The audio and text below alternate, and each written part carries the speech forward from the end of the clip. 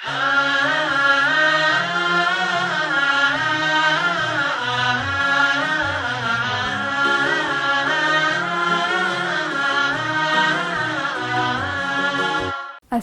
alaikum wa rahmatullahi wa barakatuh. Welcome to Horizon TV. This is the Behavior Change program. My name is HADIJA Hussein, a counseling psychologist, and today we'll be exploring behavior. Today we'll be exploring theories and models of behavior change. But first, let's understand what we mean by behavior change. Behavior change basically means a shift in how we think and act, because our thoughts greatly influence how we behave or how we act. So behavior change involves developing or forming new habits or replacing old habits that are unhelpful or do not serve you anymore. For example, you might develop habits like exercising more regularly or eating healthier meals, going to the gym, waking up early, or you might cut off old habits like substance abuse, procrastination, waking up late, so much time on the screen, reducing screen time. So behavior change, just like any other changes in life, behavior change has its own challenges, so sometimes it's a bit hard. So if you've been trying to change a habit or a behavior and you're finding it a bit challenging, just know you're not alone. It happens and it's okay. It is not because you're weak or because it's not possible to change, but rather because of the complexity of human behavior. So human behavior is influenced by a variety of things, ranging from our thoughts, our emotions, our upbringing, our environment, your social circle, or even your religion sometimes. So all these factors interact differently to shape how you behave. So if you are intending to change a behavior, then it means you have to put all these factors into consideration. That's why it becomes a bit challenging. And to add to that, sometimes our brains naturally crave comfort and familiarity. So sometimes you have those habits or behaviors that have become so automatic for you. Like for example, maybe you're used to grabbing your phone the first thing you wake up in the morning. So that's something you do even without thinking because it has become automatic. It's more of like a routine for you. So changing that might become a bit challenging for you because your brain is already used to that. Your brain knows that for you to change or develop a new habit, it needs time, energy, and consistency. So all these factors make it a bit challenging for behavior change to occur, but it is still very much possible. The good news is that behavior is learned and it can also be unlearned, meaning change is very much possible. And psychologists have developed theories and models to help and guide in this process of behavior change. So we will try and explore some theories and models and see how we can practically implement them into our lives to help us change our behavior. So the first theory we're going to look at is the self-determination theory. The self-determination theory suggests that there's a deeper reason behind why we do what we do. And people are more likely to change their behavior when the drive comes from themselves. Okay, so when you're choosing to do something because you want to and not because you have to, not because you're being forced by anyone. And this is what we refer to as intrinsic motivation, when the desire to do something is coming from within you, not from external sources. And the opposite of that is extrinsic motivation, meaning you do what you do because you have to, or because there's pressure outside for you, there's pressure for you to do it, or because of the consequences like either reward or punishment if you do or fail to do it. So this is extrinsic motivation.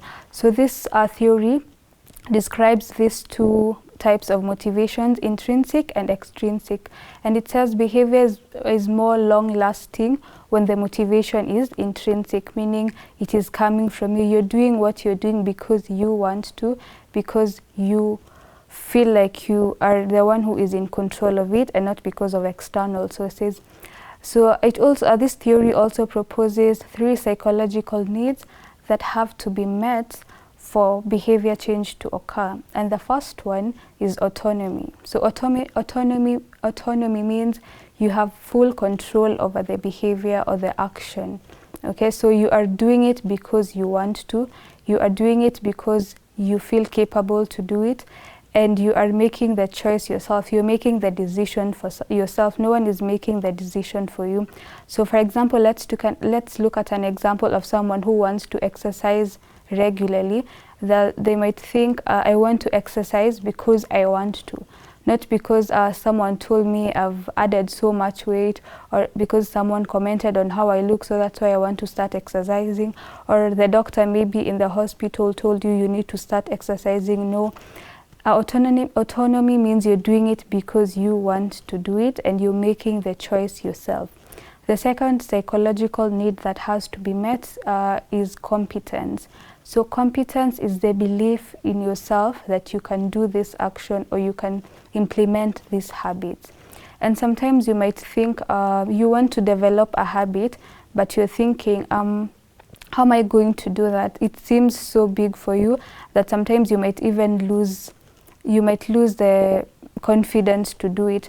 So the secret behind being competent is to break this habit into small chunks that are manageable for you. For example, let's have an example of someone who wants to cultivate a reading habit. So you might think, I want to start reading, but I find it so challenging to finish even a chapter. So how am I going to finish a whole book?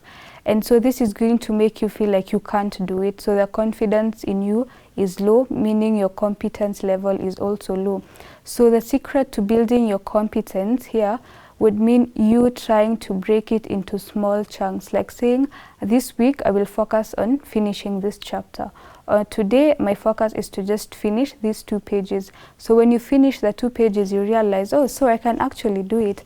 The next time you try maybe 10 pages, you realize, oh, I can do it. So the more small wins you have, the more confident you become in yourself, the more competent you feel in yourself to take these actions. The last psychological need that has to be met is relatedness. So relatedness means having a sense of connection, feeling like there's support around you. And for example, let's have an example like the one I just gave. When you're trying to cultivate a reading habit, relatedness might mean you joining a book club where you guys are reading the same book. So you're encouraging each other. You're encouraging each other to keep reading and keep going, even sometimes when you lack the motivation. And our relatedness should not be confused for external motivation, the extrinsic motivation, because remember, extrinsic motivation, we said, is you're doing this because there's pressure for you, as you're being demanded to do it. So it's more of like, if you don't do it, something is going to happen, or if you do it, you're going to get reward for it. But relatedness in this context means you're having support. You know you're not working alone in doing this. You have a group of people who are supporting you. And if any of these psychological needs are not met, it becomes not that behavior cannot change. It still can change, but it's going to take much longer, or it's going to be a bit harder. So there'll be feelings of maybe anxiety, especially if you feel like you lack the competence, you don't feel you're confident enough to do it. You'll start to feel you'll start to feel inadequate, that you can't do this. Or if you lack the support, you will not feel that encouragement. You know, sometimes being supported just encourages you to keep going, and it builds your intrinsic motivation. So let's try and have a real life example of how we can put this theory into practice. So let's say someone wants to start exercising more regularly, or they want to start going to the gym. So number one, the first thing is to find your why. Why am I doing this? What's my intrinsic motivation? Am I doing this because recently when I went to the doctor, he told me I need to lose weight? Or am I doing this because someone commented on my post that I have added so much weight? So you realize when this is what is motivating you, the behavior is not likely going to last long. But when the motivation is from within you, that I want to do it because I want to feel I want to feel good in my own body. I want to feel, I feel energetic when I am exercised. So the more the motivation is from within you, yourself, the more easier it becomes for you to keep going. And then, so find your why. Why am I doing this? Number two, then comes the psychological needs. Okay, so am I, do I feel like I can do this? Who is choosing for me whether I can do this or not? So the choice is mine. I am choosing to do it. Competent. If I am not someone that has been going to the gym, I can decide I'll start with a 10-minute walk, or I can start with a little jogging in the evening to just help me build my confidence, to help me know that I can actually do this.